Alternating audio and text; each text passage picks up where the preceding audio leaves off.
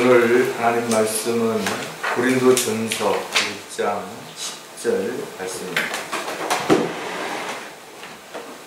다 찾으셨으면 제가 받들어 읽어드리겠습니다. 형제들아, 이제 내가 우리 주 예수 그리스도의 이름으로 너희에게 권고하노니 너희 모두는 같은 것을 말하고 또 너희 가운데 분열이 없게 하여 같은 생각과 같은 판단으로 온전히 함께 연합하라. 잠깐 말씀 있어 기도하겠습니다. 참으로 주님의 은혜에 늘 감사하고 또 주님의 사랑으로 인해서 늘 행복하고 또 산 소망 가운데 늘 저희들이 위로와 힘을 얻을 수 있도록 오늘도 이렇게 저희들 한자리에 불러 모아주신 주님 참으로 감사를 드립니다.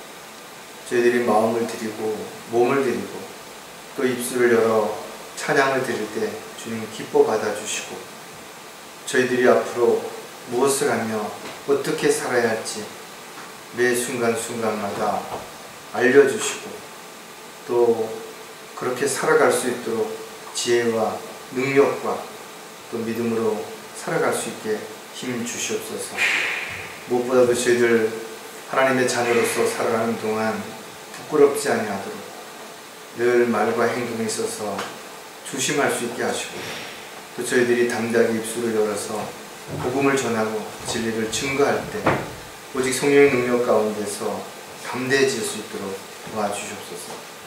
뿐만 아니라 저희들에게 수시로 다가오는 다양한 문제나 어려움이나 또 갈등이 있을 때마다 저희들 말씀을 붙잡고 우선순위를 분명하게 함으로 인해서 저희들이 방황하거나 낙담하지 않도록 붙잡아 주시옵소서.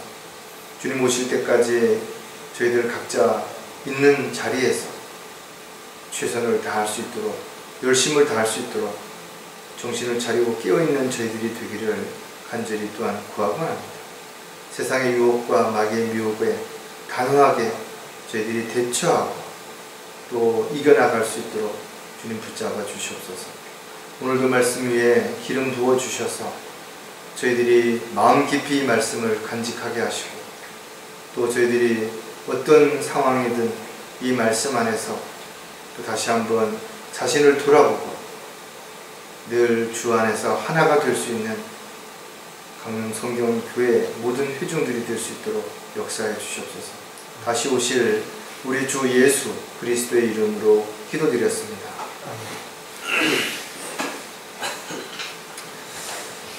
행복해 보이는 사람들, 또 사랑한다고 늘 그렇게 말하는 사람들도 싸우죠. 다투고. 왜냐하면 서로에 대한 신뢰만큼 또 실망하거나 오해하는 부분들도 살다 보면 얼마든지 생길 수 있기 때문에 그렇습니다. 하지만 그 결과는 어떤 것인가요? 분열이 일어나게 되면 나라든 아니면 어떤 단체이든 가정이든 어떤 조직이든 깨어지기 마련입니다. 아무리 빨리 수습을 하고 잘 마무리했다 하더라도 그 상처가 남게 되는 거죠.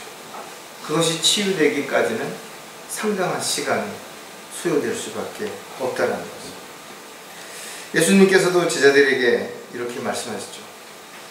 예수께서 그들이 생각을 아시고 그들에게 말씀하시기를 어떤 왕국이든지 서로 갈라지면 패망하는 것이요 어떤 성읍이나 가정도 서로 갈라지면 서지 못하느니라 그랬어요. 사실 외부의 어떤 적도 문제가 되지만 가장 심각한 것은 바로 내적인 적이에요. 자신과의 싸움에서 지게 되면 100% 지게 되는 것이 가장 큰 적은 어떻게 보면 자기 자신이죠. 마귀는 교회를 어떻게 하든지 무너뜨리려고 하고 파괴시키려고 하는 것에 대한 가장 많은 시간 또 가장 교묘한 방법을 사용한다고 해도 과언이 아닐 것입니다. 왜냐하면 지역교회가 주님의 몸이기 때문에, 또 주님의 지역 교회를 통해서 일을 하시기 때문에 지역 교회는 마귀 입장에서 보면 반드시 파괴해야 되겠죠. 그러나 지역 교회가 하나님 앞에 올바르게 서 있다면, 정신을 차리고 깨어 있다면 들어갈 틈이 없는 것이죠. 그래서 마귀는 교회 자체적으로 무너지게 하는 방법으로 이간질을 시켜서 서로 의심하게 만들고 오해하게 해서 결국은 분열을 초래한다는 것이죠. 그렇다면 마귀가 틈을 타고 비집고 들어올 만한 곳이 어떤 곳이겠죠? 약한 부분이겠죠.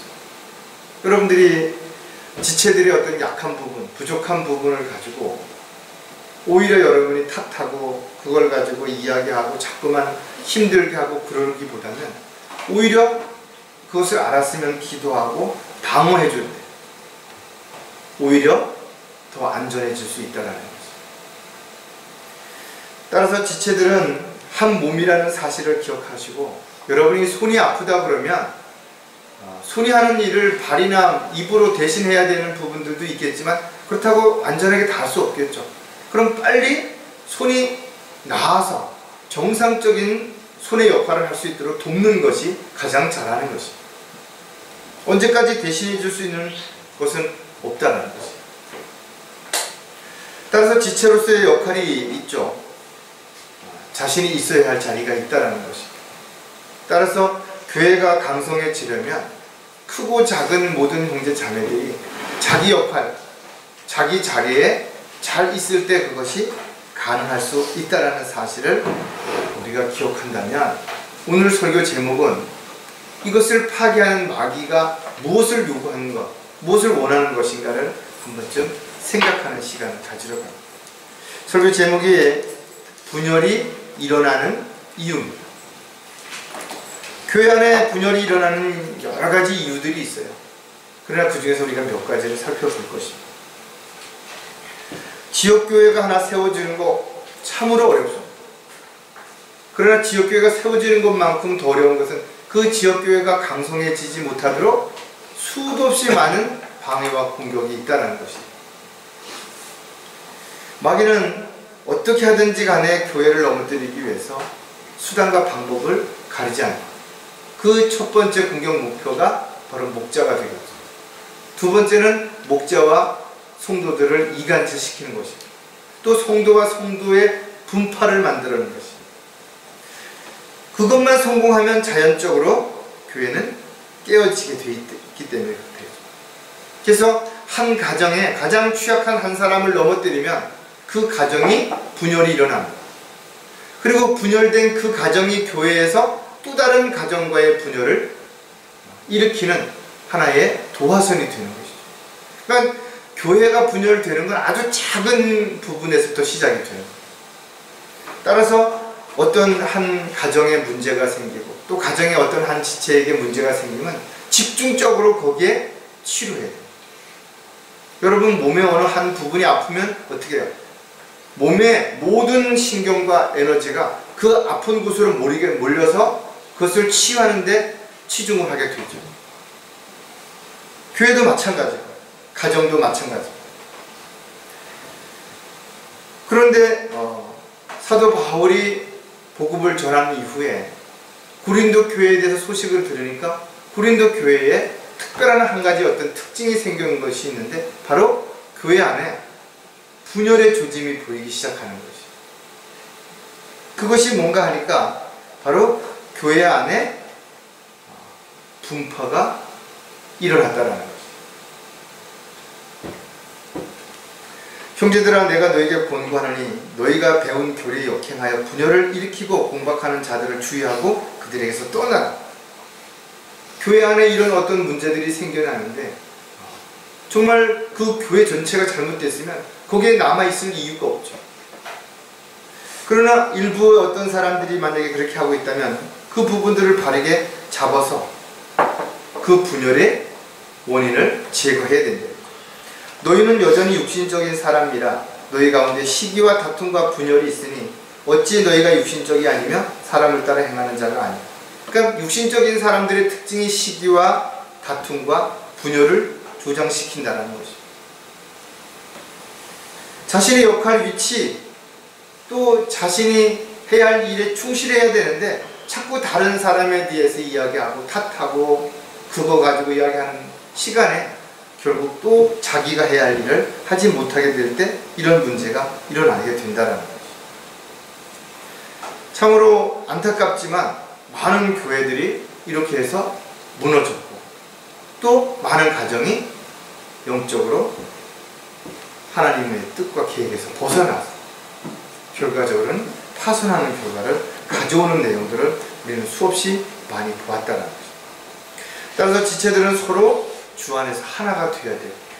연약한 지체일수록 더 보듬어주고 병든 지체일수록 더 관심을 가지고 치료받을 수 있게 해서 모두가 건강해야 되고 모두가 자기 역할에 충실할 수 있는 상황이 될 때 그 교회가 가장 강성한 교회, 가장 강력한 하나님의 일을 할 수 있는 교회가 될 수 있다. 사람이 많아서 아니에요. 그렇다면 교회가 가장 좋아하는 분열이 일어나지 않도록 하기 위해서 우리는 분열이 일어나는 이유를 정확하게 알아야 되는데 오늘 그 중에서 세 가지를 우리가 한번 살펴보려고 합니다. 첫 번째가 분열이 일어나는 이유는 우선순위가 분명하지 않기 때문이라는 것입니다.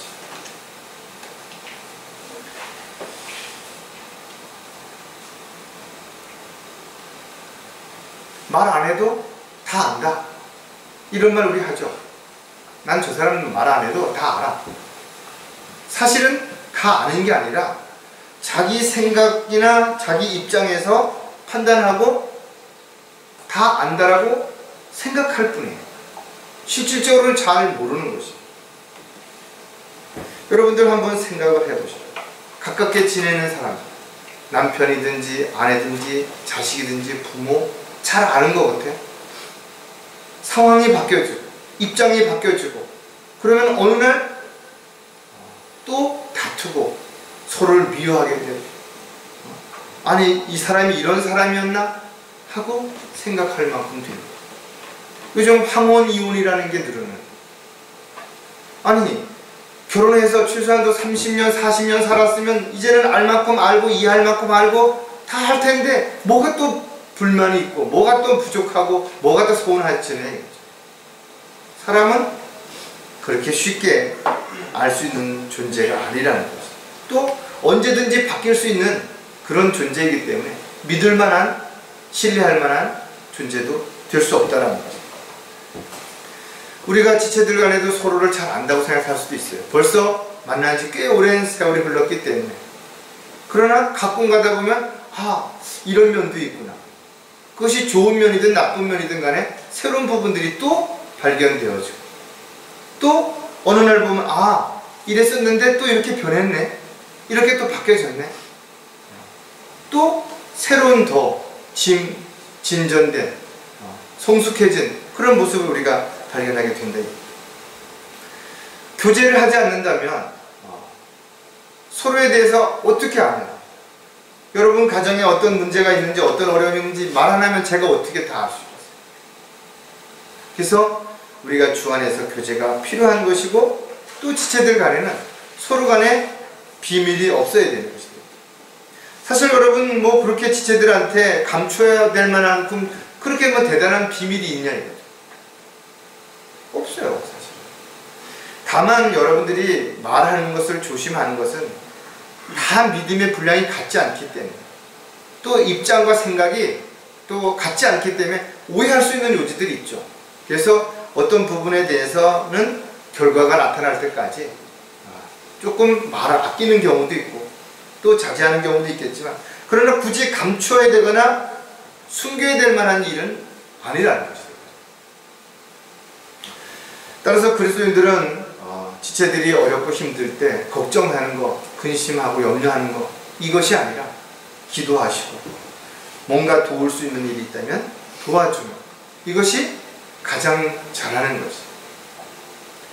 어떤 이유에서든지 간에 지체들에게 서로 경쟁을 한다든지 시기한다든지 비교한다든지 질투한다든지 이런 건 합당하지 않아요. 어떻게 보면은 지체들도 더 잘 사는 지체들도 있고 또 능력이 있는 지체들도 있고 또 더 좋은 조건과 환경에서 일하는 지체들도 있을 수 있죠. 그럼 축하해주고 오히려 더 그렇게 잘할 수 있도록 격려해주고 기도해 주셔야죠. 그리고 또 그런 조건과 여건을 가지고 있는 지체들은 나만 잘 먹고 잘 사는 것이 아니라 하나님께서 나에게 베풀어 주신 것이 크면 클수록 나눌 수 있는, 섬길 수 있는, 배려할 수 있는 마음을 가지고 살아간다면 누가 누구를 탓하고 불평하고 그렇게 하겠냐 이거죠. 절대 그러지 않는다 이거죠. 욕심을 버리지 않는 한, 또 마음의 변화를 버리지 않는 한, 결과적으로 구원받은 이후에도 여전히 육신적인 삶을 살 수밖에 없고 자기 이기적이고 자기 중심적인 삶을 살아가다 보면 불평하고 남을 탓할 수밖에 없다라는 거예요. 따라서 우선순위가 우리가 분명하게 주어지지 않는다면 우리는 사사건건 이런 부분에 부딪히게 되고 그때마다 갈등하게 되죠. 이렇게 할까 저렇게 할까 하지 말까 할까 끊임없이 반복되는 일들이 일어날 수 있다는 거죠. 분열이 일어나는 원인을 우리가 정확하게 알고 있다면 더 이상 어떤 문제도 생기지 말아야 되는데 그럼에도 또다시 문제가 생기는 이유는 뭐예요? 사실을 알고 있지만 잊어버린다든지 또 지키지 못할 때 이런 일들은 끊임없이 일어날 수밖에 없다는 거죠. 따라서 우선순위가 분명하지 않은 이유를 우리가 몇 가지 살펴보면 영적 상태가 다르기 때문이라는 거죠.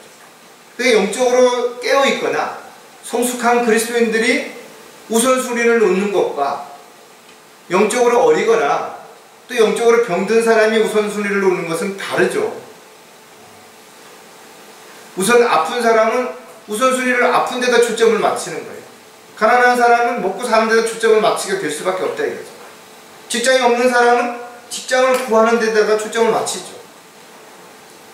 따라서 영적인 문제에 대한 부분이 분명히 우선순위의 많은 부분을 좌우한다. 따라서 여러분들이 영적으로 어리거나 또는 영적으로 지금 힘들게 지쳐있는 지체들이 있다면 그 우선순위가 영적으로 성숙한 그리스도의 입장에서 옳지 않다 하더라도 그것을 탓하기보다는 그 영적인 순위를 바르게 놓을 수 있도록 기도하고 돕는 것이 훨씬 더 중요하다는 것. 겉으로 드러난 상태만 가지고도 판단할 수 있는 부분들이 있어요.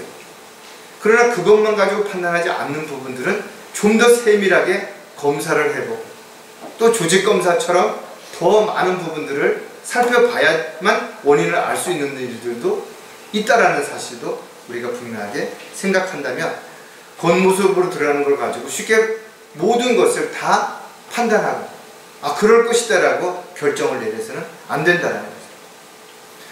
사람이 힘들고 어려울 때는요 아주 작은 이야기에도 소원할 수 있어요. 또 작은 어떤 꾸지람에도 상처를 크게 받을 수 있다는 거예요.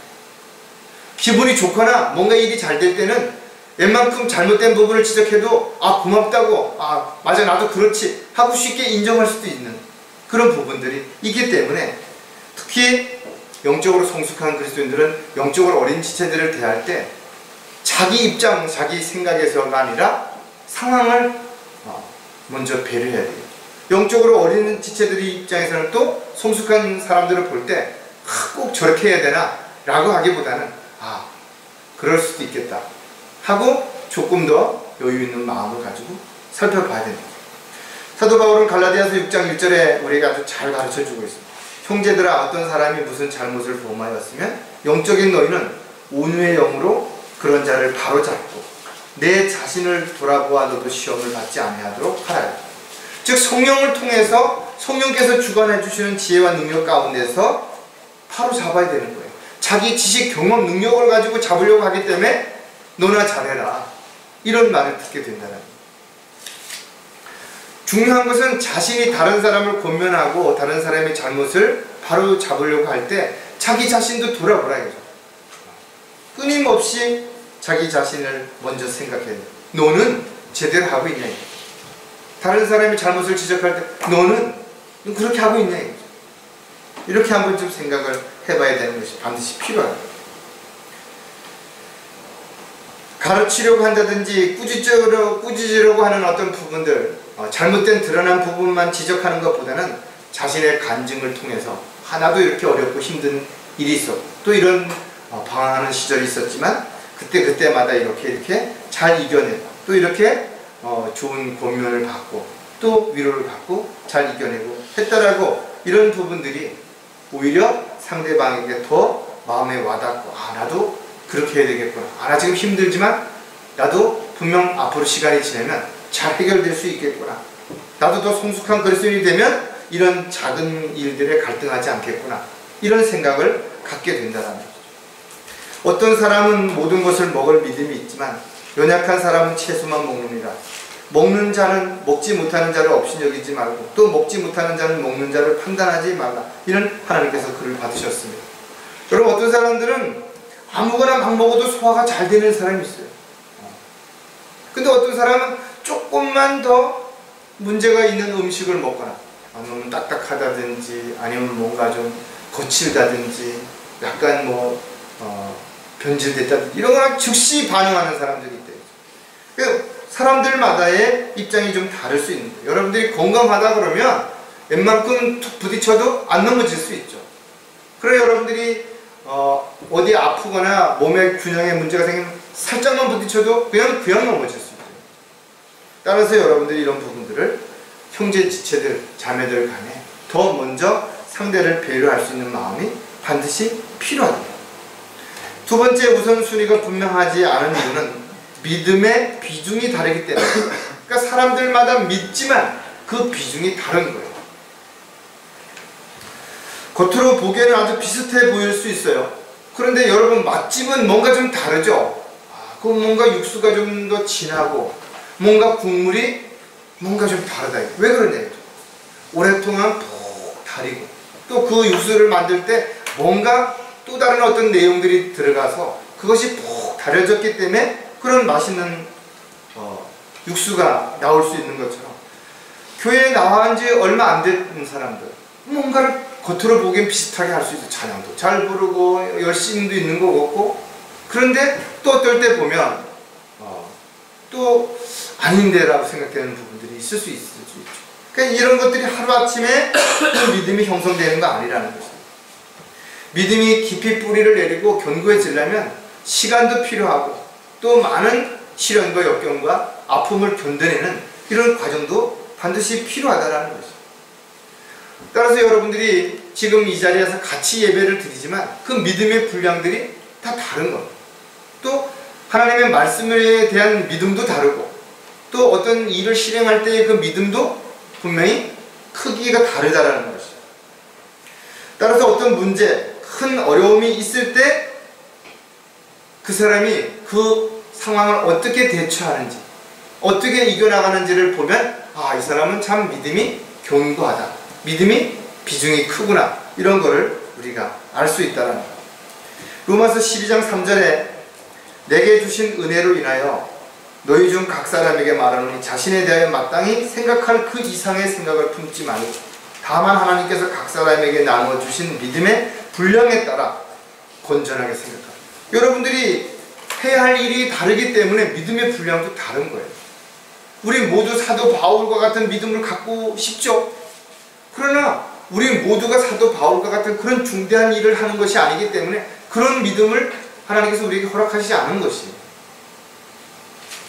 따라서 여러분들이 꼭 다 그런 믿음을 갖지 못했다고 하나님의 일을 못하느냐, 신앙생활을 못해, 그렇지 않다라는 거예요. 얼마든지 여러분들에게 주신 그 믿음의 분량 안에서 생각하신다면 또 거기에 합당하게 행동하신다 그러면 여러분에게 주신 그 목적에 따라서 합당한 일을 누구든지 얼마든지 감당할 수 있다는 것을 우리가 분명하게 알 수 있죠. 따라서 여러분들이 어떤 일이든 자신이 능력에서 벗어난 그런 일을 하려고 욕심을 낼 때 부담이 되고 문제가 될 수 있다는 거죠. 좋은 의도에서 한다 할지라도 자신이 하는 말이나 행동으로 인해서 다른 사람이 상처를 받거나 그것으로 인해서 실족할 수 있는 계기가 된다면 말을 자제하는 것도 필요하다는 거죠. 왜냐하면 아까 이야기한 것처럼 모든 사람의 믿음의 비중이 동일하지 않기 때문에 그런 거죠. 로마서 10장 6절에도 그러므로 우리에게 주어진 은혜에 따라 가진 은사들이 다르다. 여러분의 재능이 다르듯이 받은 은사도 다르기 때문에 해야 할 역할도 다르고 할 일의 양도 다른 것이죠. 그것을 감당할 수 있는 믿음의 분량도 다른 것입니다. 그러니까 동일하지 않다라는 것이죠. 그래서 상대방이 나와 다르다고 해서 틀리다고 이야기하는 게 아니라 상대방의 다른 점을 이해해주고 받아들여줄 수 있어야 되는 거예요. 그래야 서로의 관계에서 시기나 다툼이나 미움이나 원망이 줄어들어가는 거예요. 왜 나는 하는데 너는 그렇게 못하느냐? 나는 잘하는데 너는 왜 그것도 안 됐냐? 이렇게 이야기하면 대화가 안 되죠. 상대가 못하는 사람은 이 사람은 이건 잘 못하는구나, 이런 부분이 좀 부족하구나, 이것을 우리가 이해하고 그러니까 내가 채워줘야 되겠구나, 그래서 내가 필요하구나, 이렇게 생각할 때 훨씬 더 여러분들의 마음의 여유가 생기는 것이고 더 잘할 수 있는 부분이 생길 수 있죠. 우선순위가 분명해진 또 다른 이유는 그릇의 크기와 용도가 다르기 때문이랍니다. 하나님께서 피로 값주고 세우신 교회는 신실한 성숙한 그리스도인들만을 통해 가지고 일을 하는 거 아닙니다. 처음 나온 사람도 역할이 있다 이거죠. 또 아주 작은 재주지만 그 재능을 가지고서도 얼마든지 사람들을 기쁘게 해줄 수도 있어요. 아침에 제가 교회 오는데 어떤 분이 아이를 안고 이 계단에 그 시멘트 바닥에 앉아서 아이를 보면서 그렇게 환한 얼굴로 웃는 거예요. 그 주변 환경이나 여건을 보면 그 시멘트 바닥에 앉아서 앉아있는 게 뭐가 그렇게 대단하냐. 그러나 그 어린 아이가 할 수 있는 그 재롱 한마디에 그냥 엄마가 너무 기뻐하는 거예요. 그 감동을 받는 거예요. 여러분들도 마찬가지예요. 교회에 나온 지 얼마 안 되는 지체들이 나와 얼굴 보여주는 것만으로도 얼마나 감동이 되고 얼마나 힘이 되냐 이거죠. 영적인 지체들이 성장해가는 모습 하나하나가 얼마나 감동이 되고 얼마나 힘이 되냐. 또 방황하고 지체들이 낙담하고 그러다가 다시 회복하고 돌이키는 모습이 얼마나 큰 위로와 힘이 될 수 있냐 이거죠.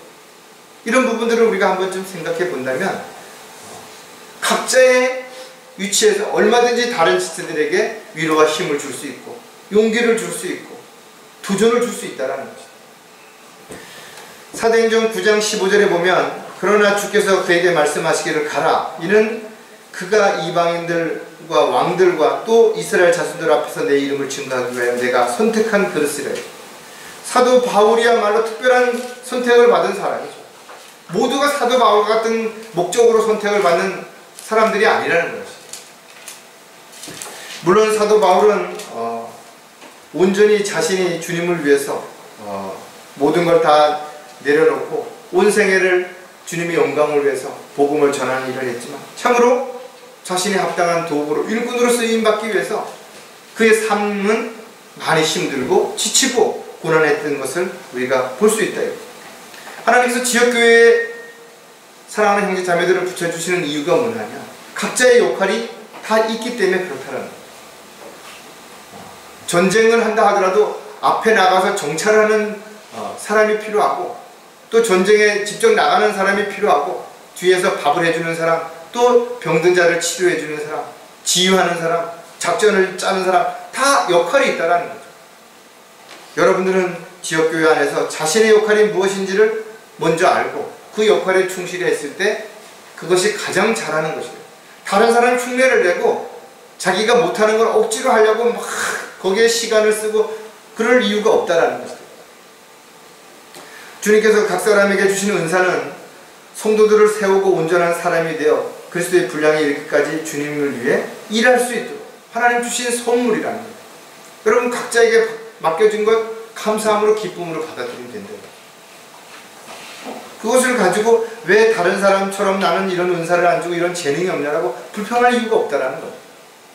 처음부터 하나님이 저와 여러분을 만드실 때 그 선한 목적에 따라서 분명하게 그릇을 모양과 크기와 용도를 다르게 만드셨다는 거예요. 거기에 맞게 그 자리에 있으면 가장 잘하는 것입니다. 그리고 자신의 믿음의 분량에 따라서 영적인 상태에 따라서 여러분들이 우선순위를 놓고 조금씩 성장해 가게 된다면 여러분들도 다 자기 위치에서 자기 역할에 최선을 다해서 훌륭한 하나님의 일꾼으로 군사로서 귀하게 쓰임받을 수 있게 된다는 거예요. 자, 두 번째 분열이 일어나는 이유는 뭔가 하면 특정인을 신뢰하기 때문입니다. 어떻게 보면은 교회 안에 신실한 형제들, 또 믿음이 좋은 지체들을 우리가 본을 받고 따르는 거 당연히 해야 되겠죠. 그러나 문제는 뭔가 하면 어떤 특정한 사람들을 전적으로 신뢰하는 데 문제가 있다는 거예요. 여러분, 미러링 효과라는 거 있죠.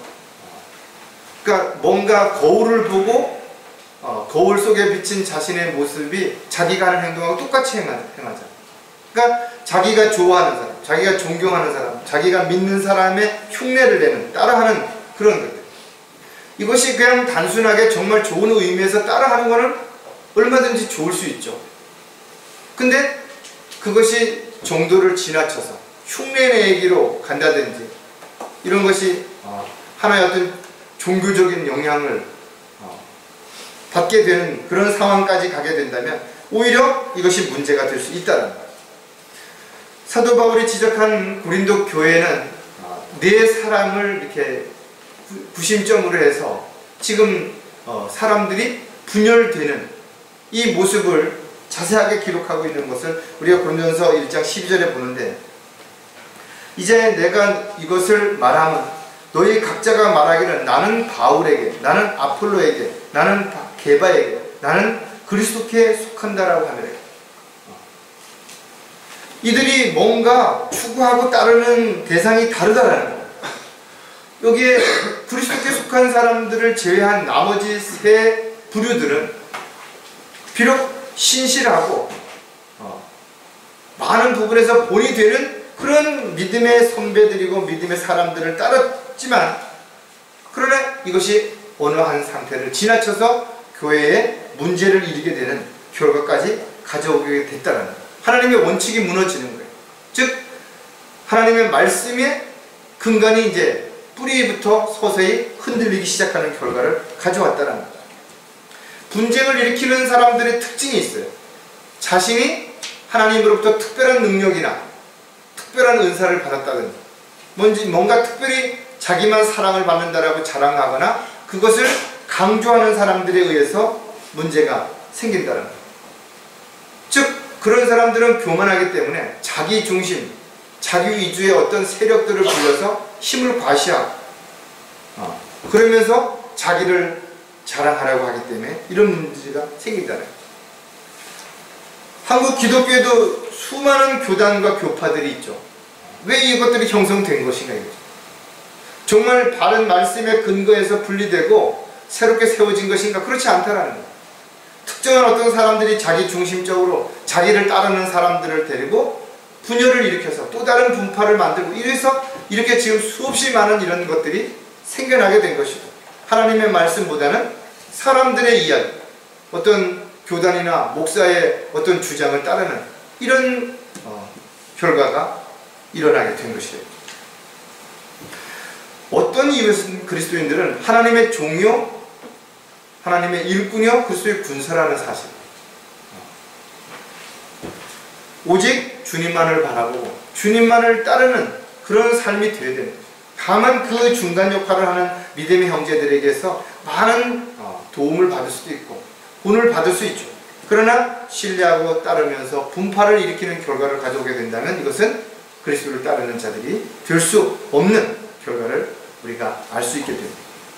자, 특정인을 신뢰하지 않아야 하는 몇 가지 이유를 우리가 알 수 있는데, 특정인을 신뢰할 수 있는 이유는 간단한 것입니다. 자기가 좋아하기 때문에, 자기 마음에 들기 때문에, 자기가 원하는 스타일이기 때문에 선택하는 것입니다. 우리가 첫 번째 살펴볼 대상도 마찬가지죠. 구체적이고 논리적으로 설득하는 사람. 아폴로가 아주 여기 확실하게 이런 그 성향을 가지고 있죠. 아폴로는 구약성경에 능통한 알렉산드리아의 유대인이래요. 구약성경을 많이 알고 있는 것이. 대단한 학식과 함께 그는 변론가로서 아주 그러니까 말을 잘했다라는 것이죠. 바울 사도가 2차 전도 여행을 마치고 나서 에베소를 떠난 직후에 아폴로가 에베소 회당에서 사역을 시작하게 됐는데, 사실은 신실한 사역자로서의 역할을 충실히 했던 그런 부분들도 우리가 알 수가 있죠. 그러나 지금 고린도 교회에서 문제가 됐던 아폴로의 역할을 한번 우리가 생각해 보면, 고린도전서 4장 6절에 보면 형제들아 내가 너희를 위하여 나 자신과 아폴로를 이런 사례에 적용시켰으니, 아폴로를 사도 바울이 적용을 시킨 거예요. 이는 너희가 기록된 것 이상으로 사람들에 대해 생각하지 아니함을 우리에게 배워 아무도 한 편을 들고 다른 편을 반대함으로써 교만하게 되는 일이 없게 하려는 것이에요. 즉 성경을 떠나서 어떤 사람들에게 더 많이 치중함으로 인해서 문제가 일어나는 것을 막기 위해서 아폴로를 예로 들은 것이죠. 아폴로는 사도 바울과 함께 사역했던 신실한 동역자가 분명하다 이거죠. 어떻게 보면 지금 우리도 이 아폴로의 신앙을 본받아야 되는 것도 너무나 많습니다. 현대 학자들과 같이 아주 세밀하고 논리적으로 문제를 제시하고 그것을 또 해답을 제시하는 그런 학자풍의 스타일인 것이죠. 그러니까 이런 스타일을 좋아하는 사람들은 베드로라든지 아니면 사도 바울보다 아폴로를 따르려고 할 것이고, 또 아폴로의 하는 사역이 가장 와닿을 수도 있겠죠. 여러분들도 아마 마찬가지일 겁니다. 부드럽게 설교하는 사람, 강하게 지적하며 설교하는 사람, 뭔가를 막 제시하는 사람, 뭐 다양한 사람, 강해하는 사람, 주제 설교하는 사람, 뭐 예화를 많이 듣는 사람, 별별 사람이 있는데 자기 스타일대로 좋아하는 스타일이 다를 수 있을 것이다. 그러나 그것이 치우치면 안 된다는 거예요, 한쪽으로. 따라서 아폴로와 같은 그런 믿음의 형제들이 아무리 본받을 점이 있다 하더라도 그 자체를 신뢰하는, 그래서 분파를 만드는 결과를 가져오면 안 된다는 거예요. 두 번째 우리가 살펴볼 또 다른 것이 있는데, 특정인을 신뢰하지 않아야 하는 이유는 성급하게 판단하고 행동하기 때문이에요. 여기 대표적인 인물을 우리는 베드로를 우리가 예로 들어서 볼 수가 있어요. 베드로는 정말 훌륭한 믿음의 사람이죠. 우리가 본받을 점이 너무나 많습니다. 베드로는 주님이 부르실 때 평생 동안 일해오던 그 고기잡이, 어부로서의 모든 걸 다 포기하고 그물을 버리고 주님을 따랐던 사람이 얼마나 결단력이 있냐고. 주님을 사랑했던 제자이기 때문에 그는 항상 큰일이 있을 때마다 주님과 함께 동행했었죠. 항상 3명이 있을 때 그 한 부류에 있었다는 거죠. 주님을 잡으려 온 말코의 귀를 칼로 자를 만큼 대범한 사람이에요. 다 도망가더라도 자기는 절대로 주님을 도망가지 않겠다고, 떠나지 않겠다고 호언장담했던 사람이에요. 그러나 그가 3번이나 주님을 부인하는 결과를 가져온 거예요. 그런 사도 베드로가 베드로후서 1장 19절에 기록한 말씀을 우리에게 아주 확실하게 해답을 제시하죠. 우리에게 더 확실한 예언의 말씀이 있으니 날이 새 샛별이 너희 마음에 떠오르기까지 너희가 오던 곳에서 빛나는 빛에 주의하듯 이 예언의 말씀을 주의하는 것이 잘하는 거죠. 많은 경험이 있죠. 사도 베드로처럼 많은 경험이 있는 사람이 어디 있어요? 실질적으로 많은 기적을 일으키기도 하고 기적을 보고 함께 했던 사람이에요. 근데 그가 예언의 말씀에 대해서 더 확실하게 못을 박았다. 베드로가 주님을 다시 만났을 때 그는 진정한 신실한 하나님의 일꾼이 되었다라는 거죠. 우리는 베드로 전서를 통해서 베드로가 얼마나 주님을 사랑했는지, 또 얼마나 헌신적이었는지를 우리가 잘 알 수 있죠. 그러나 베드로 자체를 신뢰하고 베드로의 어떤 그 모습, 그 베드로의 어떤 과정들, 이것만을 따르는 것이 합당하다고 주장해서는 안 된다는 것입니다. 오늘날 하나님의 말씀을 떠나서 분파를 만드는 많은 다양한 사람들이 있죠. 그 가운데 하나가 이 베드로처럼 성급하게 이것은 어떻고 저것은 어떻고 그리고 자기가 호언장담하고 이러는, 또 이것도 하나의 문제가 될 수 있다는 것을 우리가 여기서 알 수 있다. 특정인을 신뢰하지 않아야 하는 또 다른 이유는 지식적이고 열정적이기 때문에. 대표적인 인물이 사도 바울이죠. 어떻게 보면 사도 바울의 믿음이야말로 현 시대의 그리스도인들이 가장 본받고 따라야 할 모범적인 그리스도인이라고 우리가 볼 수가 있습니다. 조금도 뭔가 의심할 게 없을 만큼 완벽한 스타일의 복음 전파자라고 우리가 생각할 수도 있을 것입니다. 사실 사도 바울이야말로 많은 지식을 가지고 있었고, 또 가멜리알 문화에서 철저하게 랍비 교육을 받은 사람, 또 바리새파의 한 사람으로서 율법엔 흠이 없을 만큼 대단한 열정을 가진 사람이 분명하다 이거죠. 그런 하나님을 위해서 수많은 사람들을 감옥에 가두었던 그런 사람이에요. 다마스커스 도상에서 예수님을 만난 이후에 그가 달라지기 전까지 그랬더라. 그러나 그가 예수님을 만난 이후에 자신이 가진 지식들을 배설물처럼 버렸다는, 그리고 오직 주님의 일꾼으로 십자가만 자랑하는 삶을 살았던 것을 우리가 볼 수가 있습니다. 빌립보서 1장 20절에 보면 나의 간절한 기대와 소망에 따라 내가 어떤 일에도 부끄러움을 당하지 아니하고 항상 그러하듯이 지금도 온전히 담대하여 살든지 죽든지 그리스도가 내 몸 안에서 늘 높임을 받으시게 하려는 것입니다. 사도 바울이 처음부터 이런 일이 아니죠. 그도 인간적인 모습들이 얼마든지 있었다는 것을 알 수 있습니다. 그러나 사도 바울이 이런 사역을 통해서 점점 더 성숙해지고 주님을 점점 더 사랑하고 또 주님을 두려워하는 가운데 온 생애를 정말 본이 되는 삶을 살았던 것을 볼 수 있습니다. 다만 이 고린도 교회에서 사도 바울의 어떤 한 부분을 따르는 그런 사람들의 어떤 사람들로 인해서 분열의 조짐이 있었기 때문에 이런 부분을 지적하는 그런 도구로 사도 바울을 여기에서 제시하고 있다는 거예요.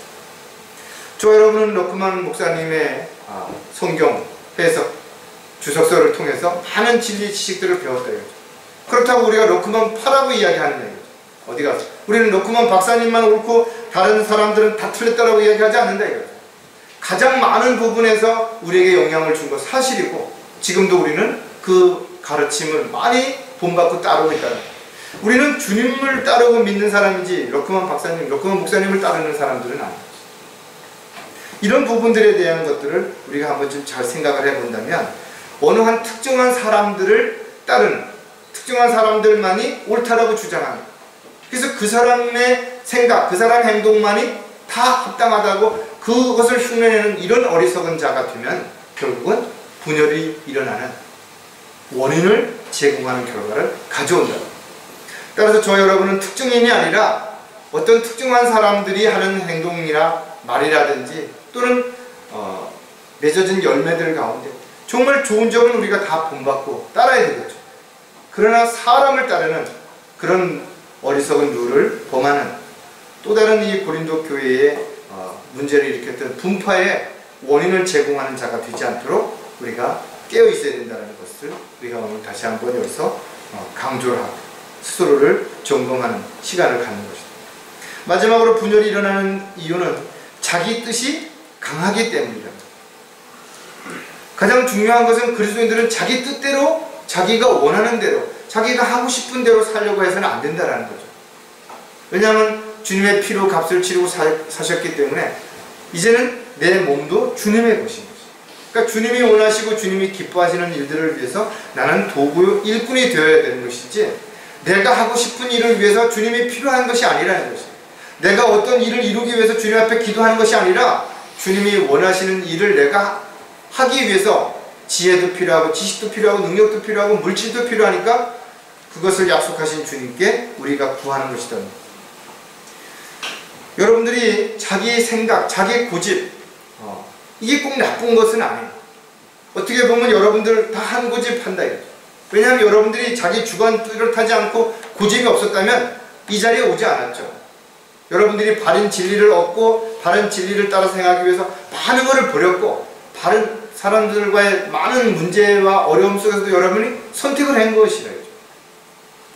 그래서 어떻게 보면 여러분 안에 가지고 있는 이런 결단할 수 있고 특별한 고집들이 좋은 장점이기도 하지만 또 한편으로 보면 자기 중심적이고 자기 자아가 강하기 때문에 이것이 정말 버리기 힘든, 또 다른 사람들과의 관계에서 서로 연합하기 어려운 이런 아주 단점이 될 수도 있다는 거죠. 따라서 저 여러분 모두가 마찬가지다 이거죠. 바꿀 수 있는 부분들도 있어요. 그러나 잘 바꿔지지 않는 부분들도 있다라는 거예요. 이런 부분들을 우리가 먼저 생각을 한다면 상대방을 볼 때 내 입장이 아니라 상대방의 입장에서 먼저 생각하고 또 상대방의 형편과 처지를 먼저 한번 생각해 본다면 이런 갈등, 이런 오해가 훨씬 줄어들어갈 수 있겠죠. 개인적인 갈등이 집단적인 분파를 만들고 결과 분열을 조정하는 일들이 얼마든지 일어날 수 있기 때문에 우리가 이 부분을 한 번쯤 점검하는 거예요. 나는 쓸데없는 불필요한 고집만 센 건 아닌가. 정말 내가 하나님의 말씀을 지키고 또 그 말씀대로 살기 위해서 그 말씀을 고집하는 그런 고집인가. 이런 부분들을 스스로가 정리해 볼 필요가 반드시 있다. 정치인들이야 선거를 앞두고 무슨 말을 못하겠어요. 누구하고도 손을 잡을 수도 있고 얼마든지 거짓말할 수도 있겠죠. 쓸데없는 공약을 얼마든지 내놓을 수 있다. 중요한 것은 그들이 이런 수많은 것들을 하는 이유가 뭐냐. 자신의 유익을 위해서라요. 그러나 입으로는 국민을 위해서, 시를 위해서 자기가 그렇게 하겠다라고 주장하고 있다는 거예요. 교회를 파괴하고 또 지체들을 실족시킨 사람들 역시 하나님의 일을 위해서 그렇게 했다라고 말하는 거죠. 그러나 결과적으로 시간이 지나면서 그런 모든 것들이 다 드러납니다. 결국은 자기 생각, 자기 유익을 위해서 그렇게 했다라는 것도 우리가 시간이 지난 다음에 알 수 있게 되는 부분들이 분명하게 다 드러나게 되는 거죠. 모든 사람들은 결국은 열매로 드러나게 되기 때문에 자신이 어떤 열매를 맺고 있는 것인가, 또 그 열매가 어떻게 드러나는 것인가, 그것이 그 사람을 평가해 준다는 거예요. 또 그런 시간들이 과정들이 반드시 있어야만 되는 것이죠.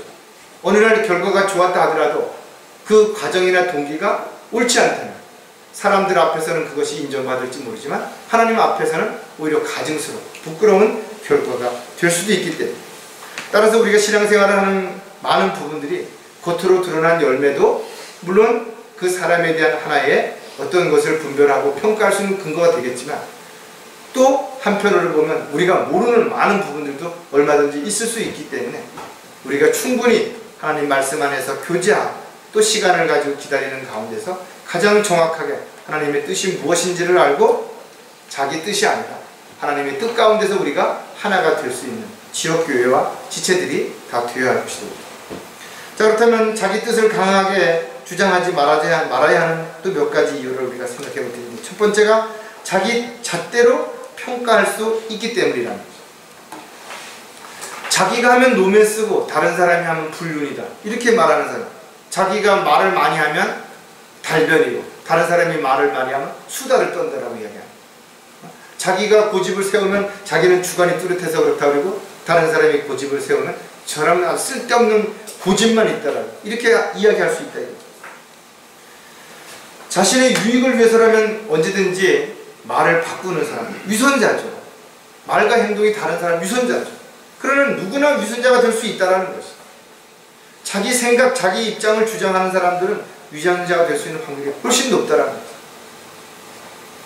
정치인들뿐만 아니라 교회도 그렇고 목사도 그렇고 성도들도 마찬가지로 정신을 차리고 깨어있지 않는다면 언제든지 믿음에 대해서 실축할 수 있고 또 좌절하거나 낙담할 수 있다는 거예요. 유다서 1장 16절을 보면 이들은 원망하는 자들이요 불평하는 자들이요 그들의 정욕을 따라 행하는 자들이라, 또 그들의 입으로는 과장하는 말을 하고 유익을 위해 아첨하는 자들이라. 여러분들 한번 보세요. 사기꾼들이 하는 말들 다 그럴듯하잖아요. 사람들이 속을 만큼 아주 그렇게 행동한다. 종교 지도자들 중에서도 마찬가지라. 문제를 일으키고 했던 사람들 다 아주 사람들 앞에 예의 바르고 겸손한 척 했던 수많은 사람들이 있다. 사람들에게 좋은 말만 골라서 하면서 인기를 얻고 자기 관리했던 수많은 사람들이 있다. 언제든 자신에게 불리하다고 생각하면 저가도 손을 잡는 사람들이 있다. 성경도 자기 마음대로 해석하고 변개시키고 얼마든지 사람들을 조종해서 이간질시키고 자기 편을 만들고 그런 사람들이 얼마든지 있다는 거죠.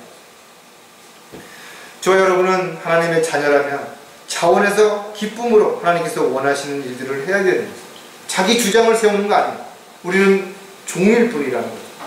주인이 시키는 대로 순종하며 명령에 따르는 것이지 그 일을 우리가 지속적으로 하기 위해서 자신을 온전히 내려놓고 십자가를 져야 되는 것입니다. 자기 뜻이 강하지 말아야 하는 또 다른 이유가 있다면 상대의 입장을 무시하기 때문입니다. 사람이 안 그러다가도 돈이나 명예나 권력, 힘 이런 걸 얻게 되면 어느 날부터 목에 힘이 들어가죠. 어깨에 힘이 들어가고 우쭐해지고 사람들한테 과시하고 그러다 보니까 상대를 업신여기고 무시하고 함부로 대하고 그렇게 한다 이거죠. 자신은 물론 뭐 그런 뜻이 없었다라고 얘기한다 하더라도 또 상대의 입장이 다르기 때문에 오해가 될 수 있어요. 가끔 어떤 이제 사람들이 사장이 편안하게 대하라고 자기를 그래서 저희 종업원들한테 와가지고 편하게 대하라고 뭐 말도 놓으라고 뭐 내가 나이도 더 어린데 뭐 그냥 뭐 동생처럼 생각하라고. 여러분 그렇게 아무리 좋은 의도에서 호의적인 마음으로 사장이 그렇게 평가하고 이렇게 말했다 하더라도 종업원 입장에서 나이가 단지 자보다 어리다고 해서 사장을 갖다가 이봐 사장 이렇게 하면서 함부로 말할 수 있겠냐? 안 되는 거죠. 여러 가지 우리가 생각을 해서 내가 하는 말에 또는 어떤 행동이 상대방을 부담 줄 수도 있고 아주 힘들고 피곤하게 만들 수도 있다는 거죠. 그리고 자기가 하는 말 한마디가 상대를 업신여기고 또 함부로 대하는 것처럼 그렇게 오해의 여지가 얼마든지 있을 수 있다는 거죠. 그래서 조심하고 또 조심해야 된다는 거죠. 베드로후서 3장 17절에 그러므로 사랑하는 자들아 너희가 이런 것을 미리 알았으니 악한 자들의 미혹에 이끌려 자신의 견고한 입장에서 떨어지지 않도록 주의하라. 분열을 일으키는 자들은 남이 어떻게 되든지 간에 자신의 입장만을 먼저 생각하는 거예요. 여러분 한번 빚쟁이들이 어때요? 돈을 빌릴 수만 있다면 그 상대가 누구든지 상관 안 하는 거예요. 그게 가족이든지 친구든지 누구한테든지 와서 손을 벌려서 어떤 빌려만 가면 되는 거예요. 자기가 그 사람의 돈을 빌려가면 그 상대가 자기가 가져간 돈 때문에 얼마나 힘들고 얼마나 어려울지 생각 안 하는 거예요. 그걸 하게 된다면 그렇게 하겠네. 절대 안 한다는 거예요. 따라서 분열을 일으키는 사람들도 마찬가지예요. 자기가 그렇게 함으로 인해서 연약한 지체들이 넘어지고 실족하고 믿음에서 떨어져 나갈 거로 생각한다면 그렇게 하겠냐?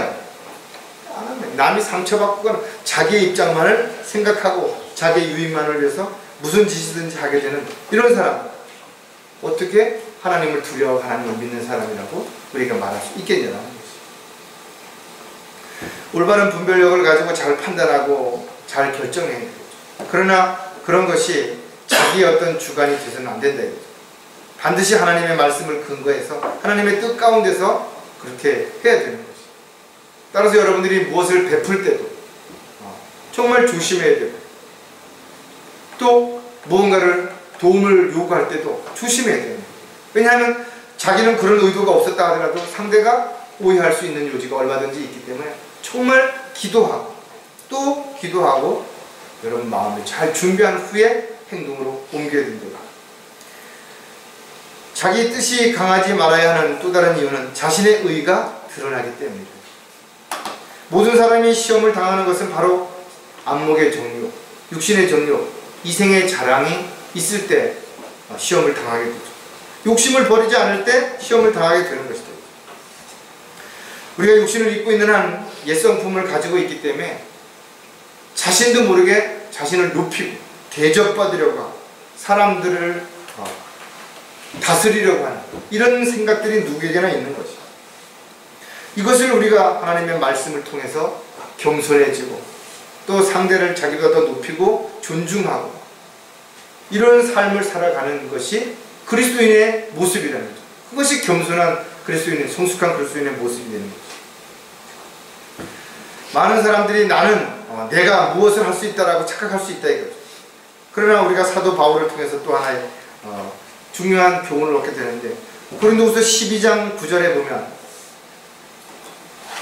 주께서 내게 말씀하시기를 내 은혜가 내게 충분하도다.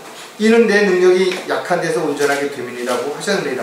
그러므로 내가 오히려 매우 기쁘게 나의 약한 것을 자랑하리니 이는 그리스도의 능력이 내게 거하게 하려 합니다. 사도 바울처럼 열심히 주님을 위해서 일하려고 했던 사람이 어디냐? 그렇게 헌신적인 사람들이 많지 않잖아요. 그런 그 사도 바울이 하나님 앞에 무엇을 요구했냐? 뭐 금을 요구한 거예요? 명예, 권력을 요구한 거예요? 아니잖아요. 자신이 아픈 그 부분을 치료해달라고 구했는데 오히려 약한 데서 은혜에 족한 줄 알아라 이거죠. 근데 사도 바울도 그 말의 의미를 금방 알아들은 거예요. 아, 내가 약할 때 주님을 신뢰하게 되고 주님이 나를 통해서 일하실 수 있구나.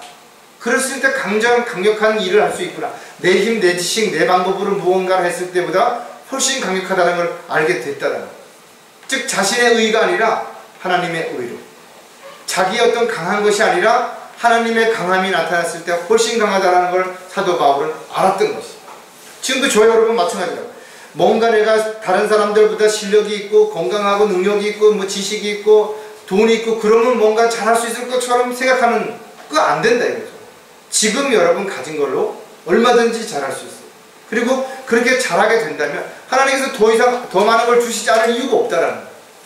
그러니까 뭔가를 내가 더 많이 가지고 더 많이 한 다음에 무언가를 하겠다라는 것보다는 지금 내가 가진 걸 가지고서도 그 안에서도 얼마든지 할 수 있다는 것을 먼저 생각하고, 그래서 부족하다면, 그래서 할 수 없다면 주님 앞에 구하는, 이것이 가장 강력한 파워, 강력하게 모든 문제를 해결할 수 있는 가장 확실한 원동력이 될 수 있다는 거예요. 따라서 저 여러분이 자기를 주장하고 자기 뜻을 앞세우기 전에 우리는 주님의 종료일 뿐이라는 사실을 반드시 먼저 기억하고, 사람이 아니라 오직 하나님만을 바라보고 하나님만을 따르는 저와 여러분이 되시기를 주의 이름으로 부탁을 드리겠습니다. 기도하겠습니다. 하나님 아버지, 참으로 감사를 드립니다.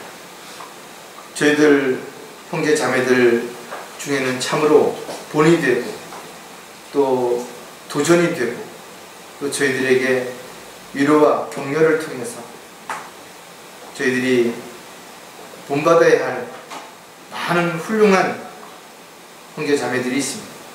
그러나 오늘 말씀처럼 그럼에도 불구하고 사람을 신뢰하고 사람을 따르는 것이 아니라 그런 지체들을 세워주시고 또 돌봐주시고 보호해주시는 위대하신 주님만을 바라보면서 주님의 뜻과 계획 안에서 우리가 순종하며 살아갈 수 있는 그런 지체들로서 각자 자신의 역할 또 자신의 위치에서 최선을 다할 수 있는 형제 자매들이 되도록 역사해 주시옵소서.